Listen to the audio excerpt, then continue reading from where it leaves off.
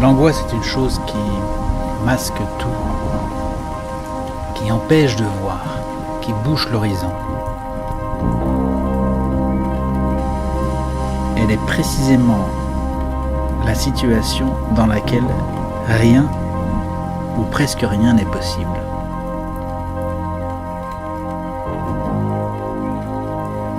C'est un labyrinthe. Oui, c'est un labyrinthe. Ce qu'il faut dire à l'angoissé, c'est que des millions de personnes sont passées par là et que parmi ces millions de personnes, une quantité énorme de gens ont trouvé des solutions.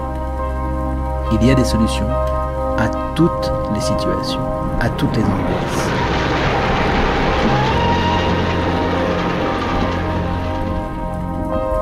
Parce que les angoisses, c'est comme un acide. Ça vous ronge de l'intérieur. Diane a été parmi les tout premiers à décider non pas de parler de l'angoisse et d'accompagner la personne dans l'angoisse, mais de détruire l'angoisse. Et pour ce faire, elle a mis au point une méthode, qui est une méthode qui s'attaque directement à la source du mal. Dans les très fortes angoisses, on serait prêt à ce qu'il arrive presque des catastrophes pour que ça se réveille, pour que ça change. À la fois, on en a très peur, et en même temps, on sait qu'on ne peut pas continuer à vivre comme ça. Que tôt ou tard, il va falloir que ça s'arrête, que ça cesse. Et donc, pour ça, des fois, on prie Dieu qu'il se passe quelque chose vraiment de suffisamment important pour tout changer. Mais on attend. La plupart du temps, on attend. On espère. Qui n'a pas été martyrisé?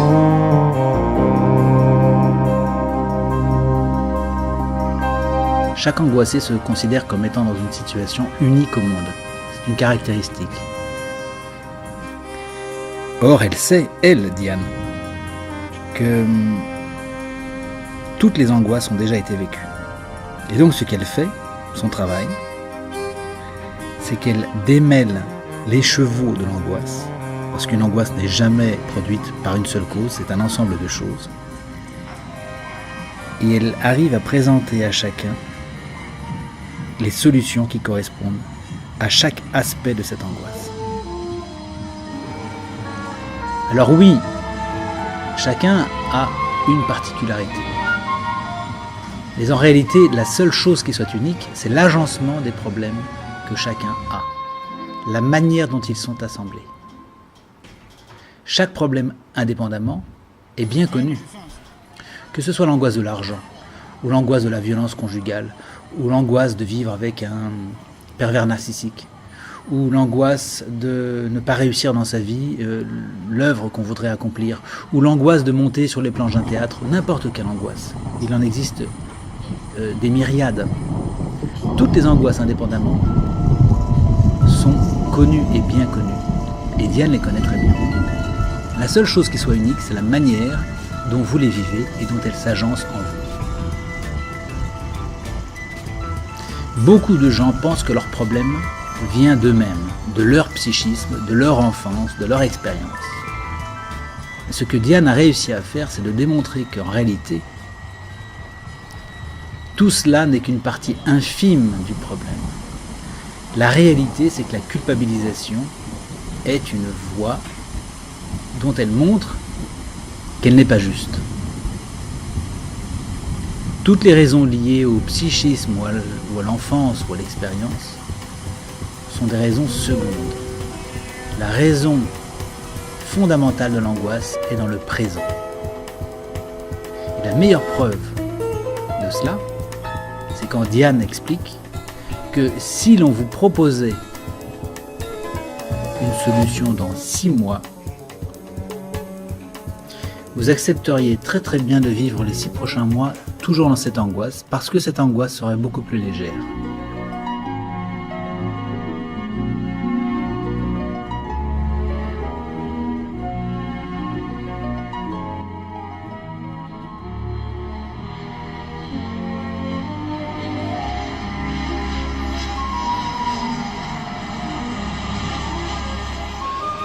Qu'est-ce que font les gens angoissés qu'ils ne devraient pas faire. Ils essayent de trouver la solution dans leur tête, dans leurs souvenirs. Ils refont les épisodes précédents, les crises d'angoisse, pour essayer de comprendre ce qui s'est passé. Est-ce qu'ils ont fait quelque chose de mal?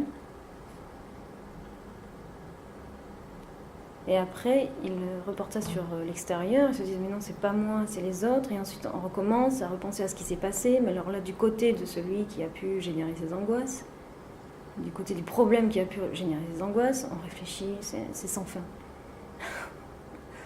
La chose est passée, on est mal, et pourtant on y repense, on s'y replonge en permanence, pour essayer de trouver la solution, pour pas que ça se reproduise. C'est un labyrinthe. Oui. C'est un labyrinthe. Quelles sont les principales raisons pour lesquelles les gens viennent vous voir? C'est un besoin d'exprimer ce qu'ils ressentent, de ne plus être seul, et surtout retrouver de l'énergie et un espoir. Savoir que moi j'en ai éprouvé de très fortes et que j'ai pu les surpasser. Ça les encourage beaucoup et ça leur donne la motivation et le courage nécessaire pour faire pareil pour eux. Parce qu'on a cette inquiétude de fond et on se dit que forcément dans la vie il y a des inquiétudes et il peut y avoir de bonnes inquiétudes d'ailleurs. Savoir si son enfant est heureux, c'est une inquiétude, mais c'est une bonne inquiétude.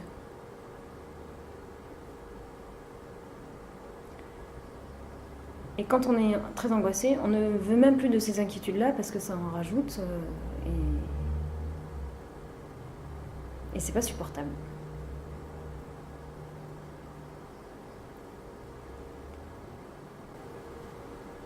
Quelle est la réaction de quelqu'un qui ne veut plus de ce genre d'angoisse, comme vous dites? C'est souvent assez extrême.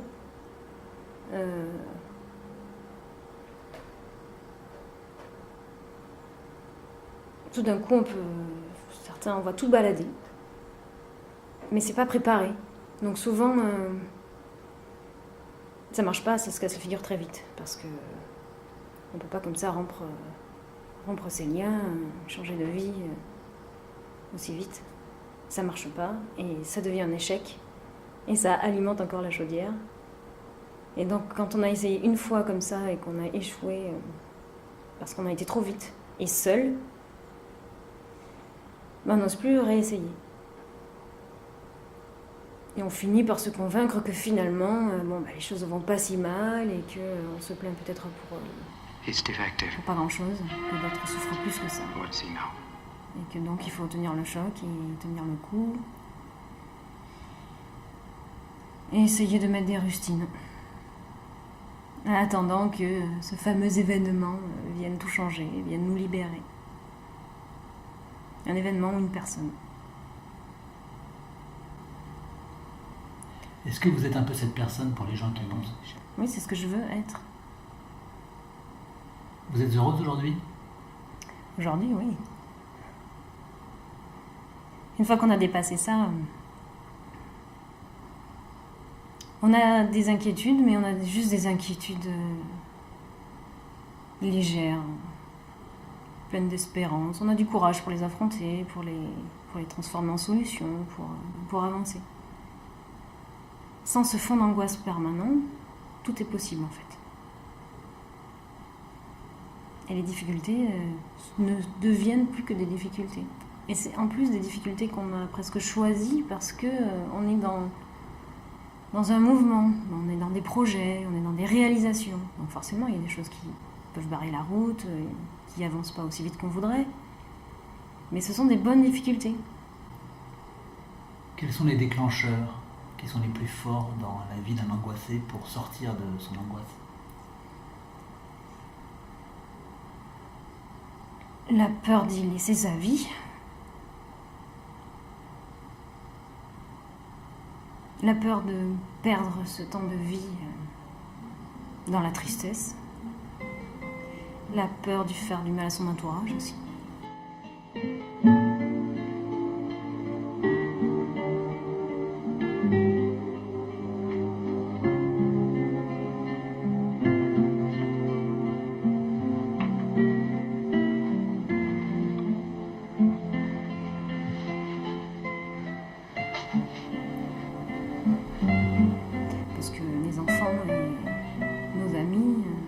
évidemment ils en souffrent de nous voir comme ça.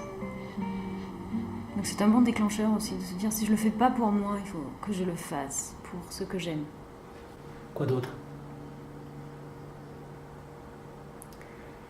L'envie d'accomplir ce qu'on a à l'intérieur de nous. Parce qu'en général, on est très sensible, ou plutôt des êtres sensibles, quand on ressent ce genre d'angoisse, qu'on s'est laissé amener jusqu'à souffrir comme ça.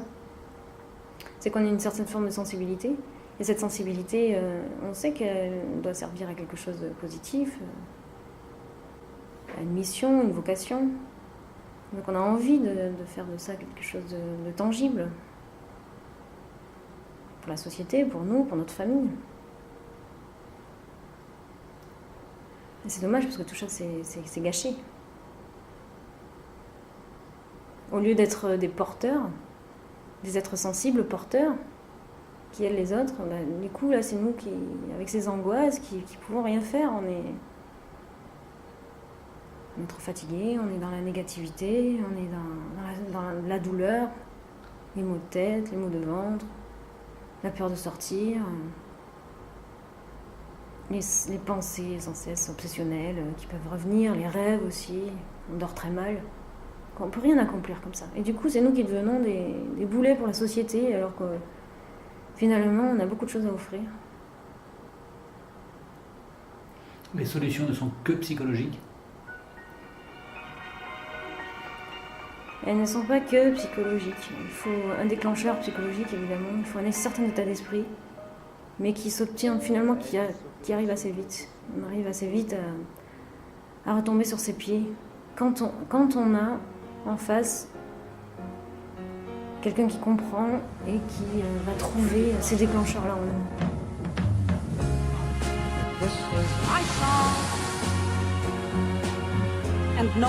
Mais quand on a eu des victoires sur ces déclencheurs secondaires, après on est plus à même de se dire voilà, si j'ai changé ça, ça va beaucoup mieux.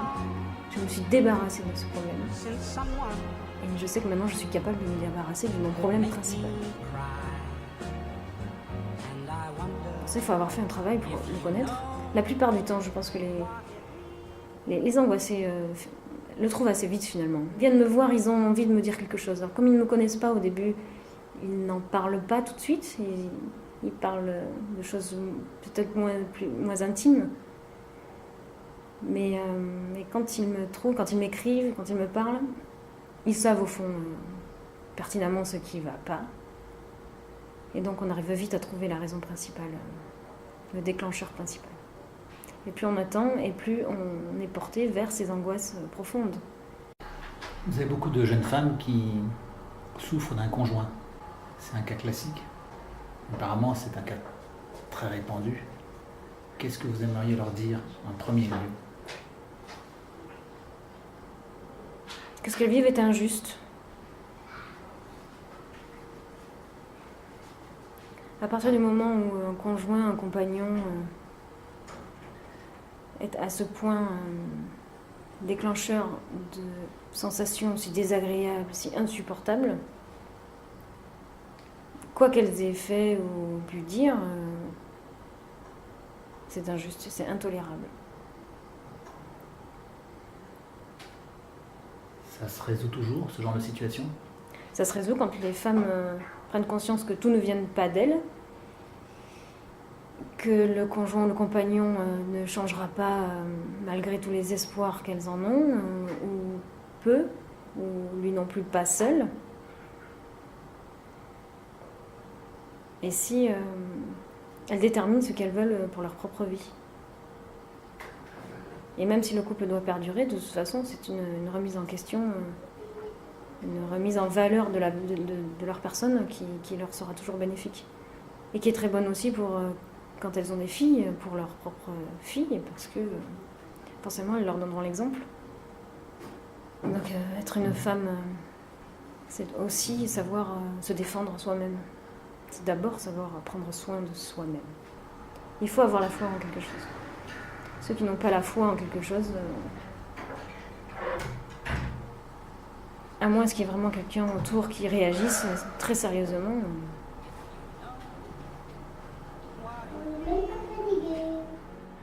To find your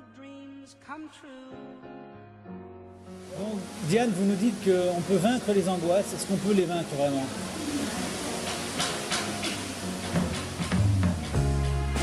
This is my song, and no one can make it alive.